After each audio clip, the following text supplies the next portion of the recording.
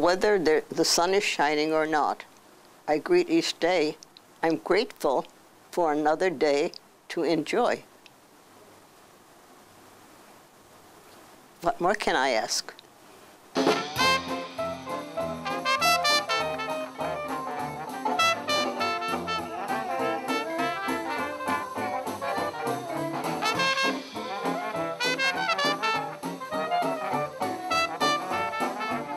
The process of growing older comes in phases. First, the eyesight starts to give out a little bit, and then the hearing begins to be not so sharp anymore. And the knees start to hurt a bit, or the hips, and the energy level lessens a bit. At the North Bellevue Community Center, we offer programs and services for older adults and their families in Bellevue. We offer classes, drop-in programs, lunch, nutrition, kind of human service programs for older adults, such as foot care, income tax assistance. And it really is an opportunity for us to be a resource to older adults in the community, to let them know what other services are available throughout the community, as well as provide resources and activities for physical socialization, those sort of programs right here at the center. This is a gorgeous ride. It's about as interesting an urban ride as you could come up with anywhere in the United States or maybe even around the world, I think. I cycle, and I lead a group that's sponsored here by the North Bellevue Community Center. We call ourselves Gourmet Cyclers. We go out every Wednesday when it's not raining, and we bike about 30, 35 miles round trip. We go somewhere for lunch, which is why we call ourselves the Gourmet Cyclers. We don't pack lunches anymore. Sometimes there are 12 of us, sometimes there are 20 of us, and we range in age from 65 to 85. We have hearing problems, we have artificial parts, we have vision problems, but you know, everybody that's out there just really enjoys getting out in the fresh air, and it's so good for your circulatory system and your respiratory system. The best thing you can do for those bad knees is just keep doing something like biking, which is not hard on them. Hi.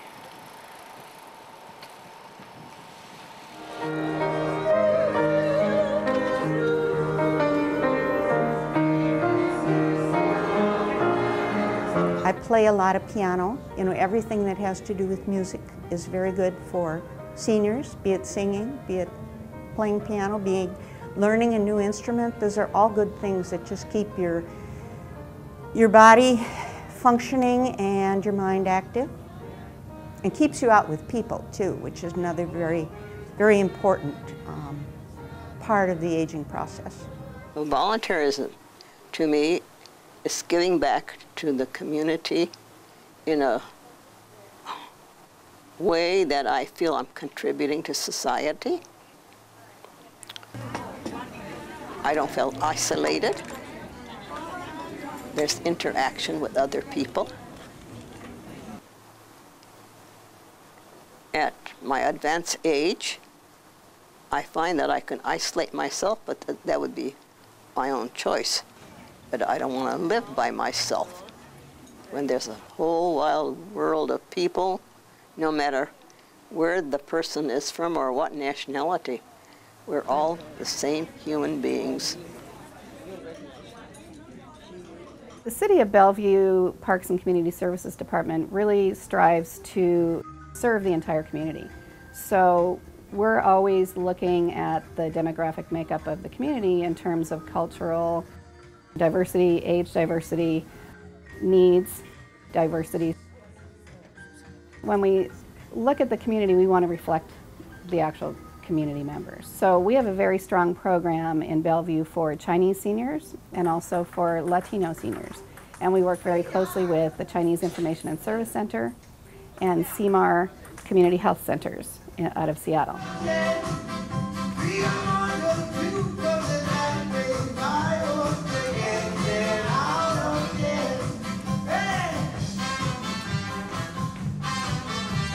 I have taken several classes here and enjoy it. It's a wonderful thing that Bellevue has that I don't think all cities have anything nearly as active as this. I do see a lot of folks who come into the center for the first time who have maybe just lost a spouse or have just moved here from another community and they're alone, or they moved here to be near their children but they don't have friends in this community. So I say, well, here's what's going on at the center. Be sure to come in for lunch. You can come in and meet new people. And when I see somebody 2 weeks or 3 weeks or a month down the road and they've met new friends and they're totally engaged and they're having a great time, that really makes me feel good, because I know how important the social connections are in my life. And in general, it helps you stay healthier. Well, my husband retired when he was, before he was 60, and I'm 5 years younger. So we decided that we would have fun for a few years and traveled, which we did. Someplace in there, Paul discovered he had prostate cancer. He went along pretty well until it finally got him. We have 4 wonderful children who were always there when we needed them, and 4 wonderful granddaughters that we dearly adore, and watching them grow was pleasure in itself. I think we had maybe the best of all worlds.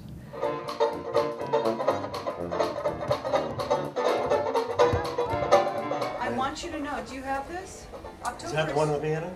October is National Caregivers Month. Oh, yeah. Okay? Lots of great resources in there. I find that when I have contact with people who are looking for resources, most often it's adult children looking for resources for their parents. Usually when I talk to family members about their situation with their parents, we start to talk about whether or not they've talked to their parents. They have talked to their parent and they notice their parent is very resistant to some of their ideas about what needs to be done. Then I will talk to them about that, and we'll talk about the right to make decisions. People have a right to make choices and decisions and take risks even if you're older. But sometimes if somebody has maybe some memory difficulties or some cognitive problems, then it might be time to step in and help the person maybe know more about what their options are and help to ease them into accepting some more help. And so it's not usually a process that happens real quickly. Sometimes it takes time and little baby steps. My father was living independently in his own home, became ill and needed assistance. I would take him to the doctor, find out what was going on. When he became ill at the very last months of his life, he was admitted to a local hospital and then was going to be sent to a hospice care facility. His condition improved just enough so that he wasn't eligible for that program, going to the hospice program. So then I had to admit him to a nursing home for about a 4-week stay till I could get his house ready and independently for him to go home, find caregivers to help him. And then hospice came in and checked on him weekly, and then the caregivers, bath aides were there also several times a week. And then I was there after work to help him with his meals, get his groceries, whatever he needed. And then I would go home at night because he did not care, he didn't want anyone in his home at night. But I was available to him by my phone, and he also had Life Alert. So if there was an emergency or a problem, he could use either one of those, which he did. And how old was your father? He passed away at the age of 75. I don't know how I could do this if I didn't have a passion. You know, I really care for the individuals I take care of when it was in long-term care and assisted living. The people I work for at the senior program, you know, they're there. They come and ask for help. They come and ask, let's go do something. You know, they come to my programs. And they're a part of my life as well as I'm a part of theirs. And I just love it, you know, and we'll continue to love it. There's no sense in being negative about being old, because it's wonderful to be old. Nobody should be afraid to be old. So you get a kink here or there, but you do that when you're young too. And I think when you're young, you're more inclined to negativity because you don't feel like you've done what you should be doing, or when you get old, well, too late for that now anyway, so why not enjoy it? I had an aunt who always said that it's really, really important to just accept the things that you can't change and keep on with what you still have and can work with. As we age, we have aches and pains. I rather than concentrating on my own aches and pains, I accept it and go on with my life. There is a fulfillment in doing something for other people. We may have come into the world alone, but we're universal. And there's joy meeting other people, interacting with other people, and perhaps having new friends as a result of volunteerism. Your world broadens. Then you do not feel that you are alone.